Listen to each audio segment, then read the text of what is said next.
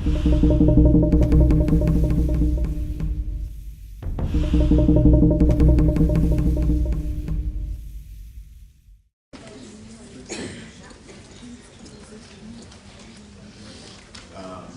Chair. Good morning to everybody.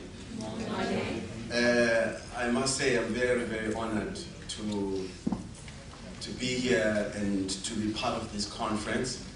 I would like to thank the Moses Kotane Institute for the invitation.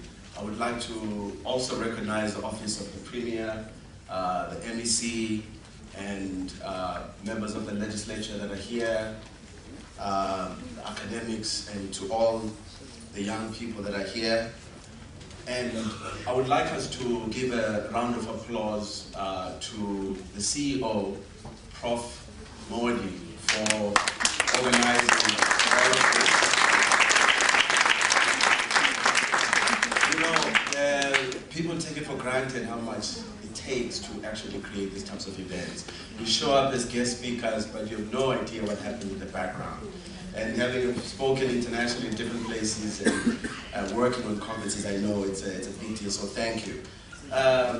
Firstly, before I go into the presentation, I just want to honestly reveal a few things to you. The first thing is that I was very skeptical coming to this conference.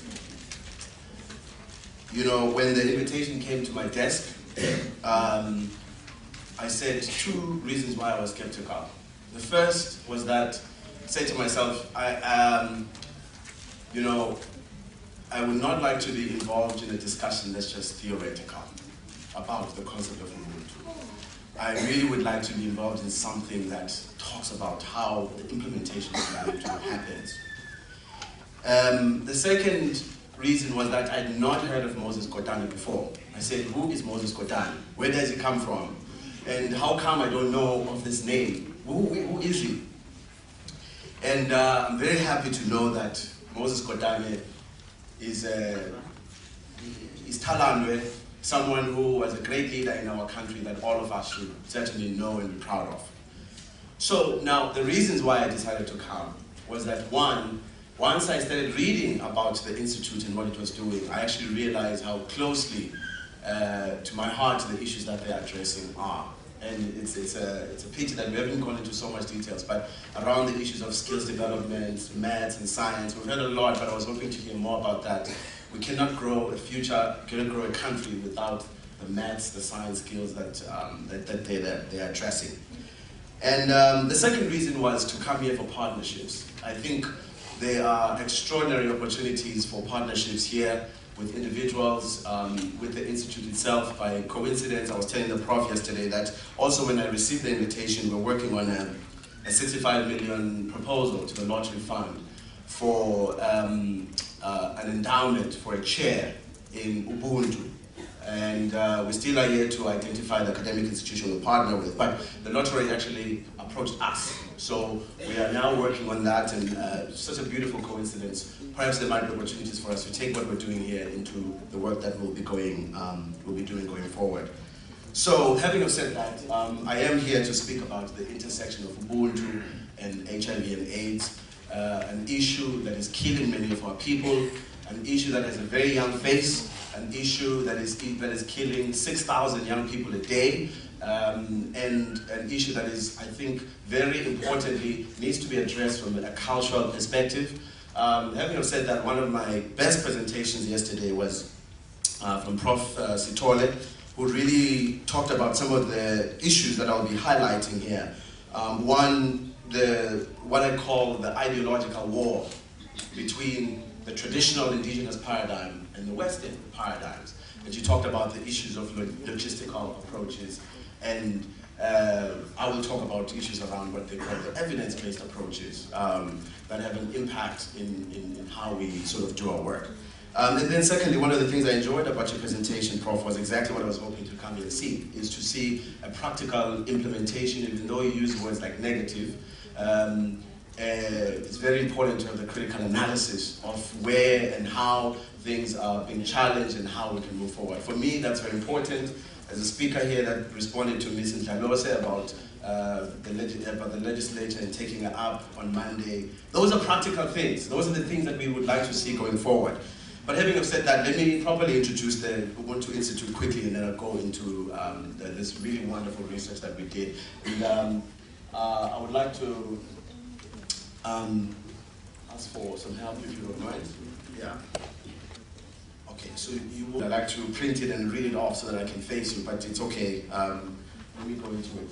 So the Ubuntu Institute, first of all, this is sort of an index of how the presentation will go. I'll go briefly just talk about the Ubuntu Institute, and then I'll talk about this SADC research that we conducted in 4 countries, and then I will conclude. The first thing about the Ubuntu Institute is that the Ubuntu Institute is a leading social enterprise in Southern Africa. And essentially, we're looking at applying the concept of Ubuntu in achieving 5 of the UN Millennium Development Goals. Those are HIV/AIDS, gender and women empowerment, economic development, environmental sustainability, and education. We have a regional footprint. We work mostly in South Africa, Swaziland, Botswana, Lesotho, Zambia, Namibia, Mozambique, Malawi, and Zimbabwe. We have a governance structure with a regional board, and some of our largest donors include the Ford Foundation and the Kellogg Foundation. The vision is for us to be a leading organization contributing to the eradication of HIV and AIDS, empowerment of women, eradication of poverty, and providing access to education in Africa. And the mission is to achieve our vision through the use of African cultural values, heritage, and indigenous knowledge systems. And ultimately, the Ubuntu Institute would like to see an African continent that is free from poverty, an African continent free from HIV/AIDS and violence against women, an African continent where traditional leadership drives social change and sustainable development, and a world that benefits from African indigenous knowledge systems, and a world that treats its systems with dignity and respect. Some of our current programs, first one, HIV/AIDS, is focused largely on the goal of lowering and reducing the HIV/AIDS incidence levels in Southern Africa. And our key focus is on working with traditional and cultural leaders to address the social, cultural aspects, behavioral aspects to HIV and AIDS. And largely we work with what we call the 3-in-1 group, with traditional leaders, your independent church groups, your Shembes, your Zionists, and traditional healers, who are largely marginalized in the fight against HIV and AIDS, and I'll talk about this in my research. And these are some of the issues we address in our HIV/AIDS programs: multiple concurrent partners, male circumcision, which is a big issue now, gender-based violence, alcohol, PMTCT, PEP, intergenerational sex, and transactional sex. And of course, these are the key drivers of the epidemic currently. And then our women empowerment program seeks to empower women from traditional communities, and particularly addressing the vulnerability of young girls and women to HIV/AIDS. And the focus of the program is the intersection of culture, heritage, and empowerment of women. So we're looking at practical ways in which we can apply this concept in specific MDGs. And in the issue of women empowerment, we have a strong focus on leadership capacity building for women, focus on sexual reproductive health rights and income generation projects. We also have the third program, which is our economic development pillar, which is focused on entrepreneurship and rural development. Some of the key focus areas there are promoting social entrepreneurship, building capacity, promoting what we call cultural industries, protecting intellectual property, knowledge for traditional communities. Prof. Modi spoke about a good example of intellectual property in the agricultural sector. And there's a key focus on philanthropy. Philanthropy is one of my key, in fact I'm doing a master's in philanthropy now, and looking at community philanthropy, resources within the community level. And then we also have a program on environmental sustainability, and we have a collaboration with the Talbot Forum in Sweden and in the Netherlands to support green enterprises. And we recently launched a green fund to support green enterprises in solar energy, ecotourism initiatives, agricultural development, and biofuels. And we're now looking at expanding into green environmental education using online platforms. The education platform, which is the last program of the Ubuntu Institute, is specifically addressing skills shortage, and we have issues around. We have 2 programs, an inbound and an outbound program. We have an inbound program that brings university students and professors from the US We're working with the program in partnership with Harvard University, with Tufts University, Boston University, and bring them for different community volunteering programs. And we brought about 250 young people in the last 3.5 years in that program. And then we have an outbound program. This is a program I'm very passionate about.